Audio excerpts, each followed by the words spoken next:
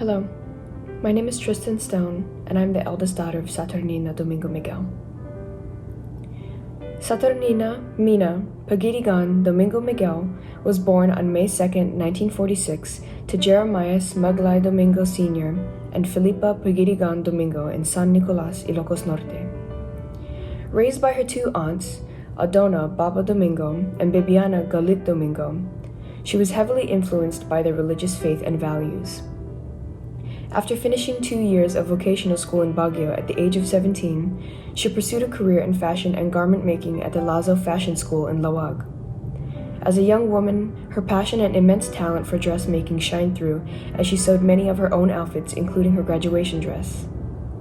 In the summer of 1968, she obtained a student visa to continue her studies in Honolulu with the help of her aunt, Juana Gonzalez.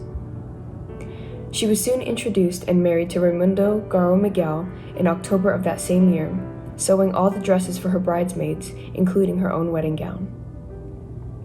With the help of her family, the newlywed couple was soon able to purchase a house in Wailua 2 years later, an astonishing achievement for two people in their early 20s.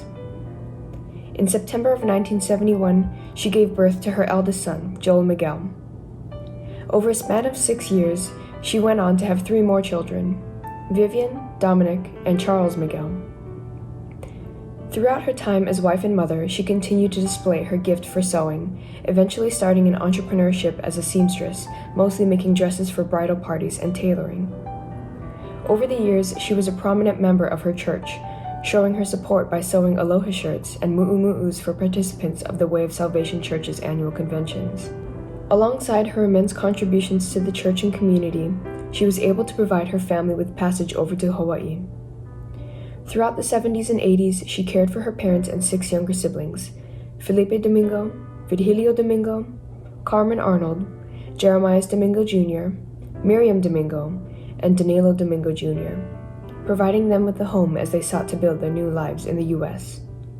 In the early 2000s, she also allowed for her children to build on top of the property so that they could continue sharing a home with her.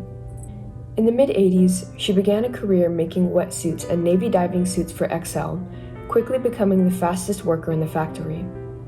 She continued to work there until the birth of her first grandchild in 2001, deciding instead to stay at home and raise her grandchildren, Tristyn Stone, Sebastian Stone, Kaleo Brown Miguel, Lily Miguel, and Iris Miguel. She dedicated the rest of her years to managing the family house and tending to her beautiful garden, another one of her many talents. Her legacy continued to spread as she cooked, cleaned, and provided for those around her. In the 20 years that I had known her, she was the sound and sturdy structure that carried our home. Though I had only known her for a small portion of her life, her love and selflessness is something that will never go unrecognized.